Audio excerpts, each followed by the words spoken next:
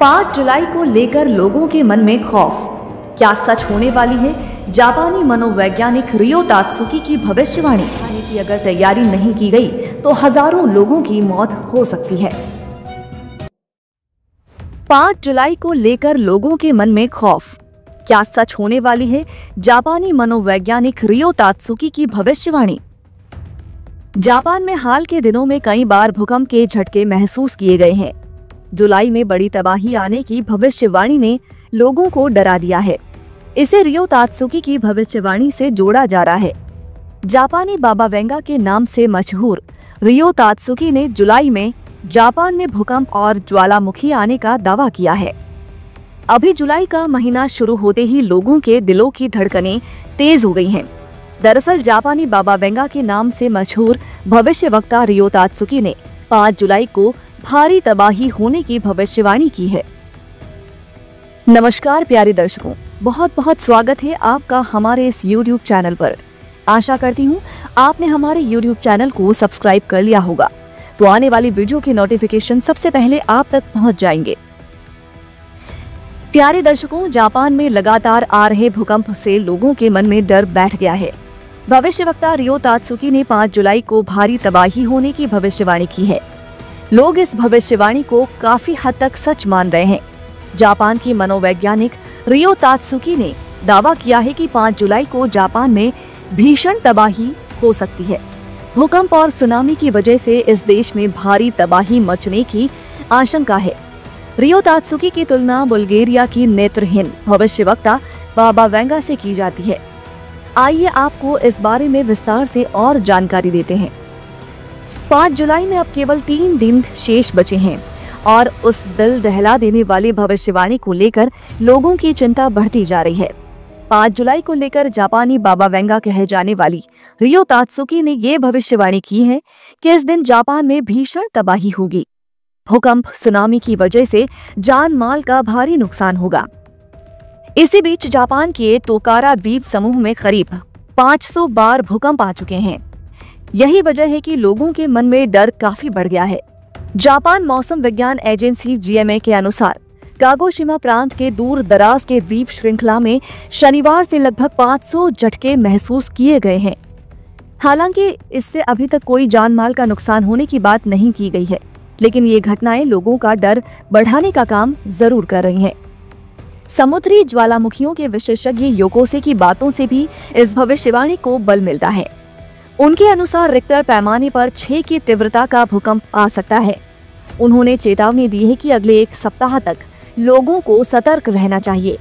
उनका कहना है कि कागोशिमा द्वीपों पर झटकों का कारण बनने वाली भूवैज्ञानिक प्रक्रियाएं जापान के प्रशांत तट से दूर एक बड़े भूकंप का कारण बनने वाली प्रक्रियाओं से पूरी तरह से अलग है। इसी बीच आपको बता दें कि पूरे देश में लोग डरे हुए हैं। जैसे जैसे 5 जुलाई की तारीख नजदीक आ रही है, लोगों का डर बढ़ता जा रहा है। लोग अब रियो तात्सुकी की भविष्यवाणियों को सच मानने लगे हैं। रियो तात्सुकी एक प्रसिद्ध मांगा कलाकार हैं।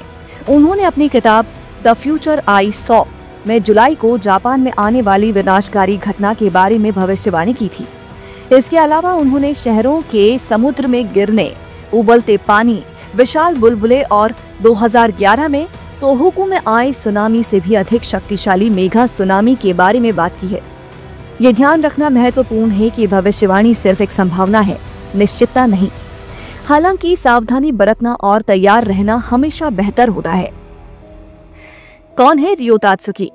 जानिए उनकी भविष्यवाणियां। रियो तात्सुकी एक जापानी मांगा कलाकार हैं। उन्होंने 5 जुलाई 2025 को जापान और फिलीपींस के बीच समुद्र में एक बड़ी दरार आने की भविष्यवाणी की है। इससे बड़ी आपदा आ सकती है। रियो तात्सुकी को जापानी बाबा वेंगा कहा जा रहा है क्योंकि उनकी कुछ पुरानी भविष्यवाणियां सच हुई हैं। उनकी इस भविष्यवाणी के बाद जापान जाने वाले पर्यटकों की संख्या में भारी गिरावट आई है। उन्होंने 1991 में क्वीन बैंड के सिंगर फ्रेडी मर्करी की मौत की भविष्यवाणी की थी। 1995 में कोबे में आए भूकंप के बारे में भी उन्होंने पहले ही बता दिया था और 2011 में जापान में आए भूकंप और सुनामी का जिक्र भी उनके कॉमिक बुक में था। उन्होंने कोविड-19 और प्रिंसेस डायना की मौत की भी भविष्यवाणी की थी। आपको बता दें, जापान के तोकारा द्वीप समूह में 330 बार भूकंप आ चुका है और क्यूशू में माउंट शिमनोई ज्वालामुखी फटने से 500 मीटर तक हवा में राख बुलबुले की तरह फैल गई है। अब कई लोग तात्सुकी की भविष्यवाणी के सच होने का संकेत मान रहे हैं। जापान में 5 जुलाई को बड़ी तबाही आने की संभावना है। इसके कारण जापान में पर्यटकों की बुकिंग में भारी गिरावट आई है। रियो तात्सुकी की नई भविष्यवाणी से जापान ही नहीं बल्कि एशिया के कुछ देशों में भी डर का माहौल है। मीडिया रिपोर्ट्स के मुताबिक रियो की सबसे ज्यादा बिकने वाली graphic comic the future I saw के 2021 संस्करण में उनकी सबसे नई भविष्यवाणी का जिक्र है। इसमें उन्होंने जुलाई 2025 को विध्वंसकारी आपदा आने की तरफ इशारा किया है।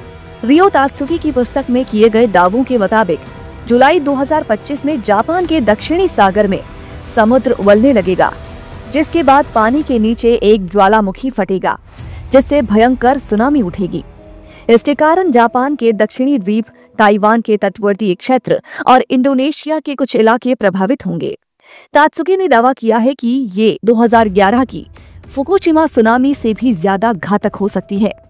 उन्होंने कहा है कि अगर तैयारी नहीं की गई तो हजारों लोगों की मौत हो सकती है।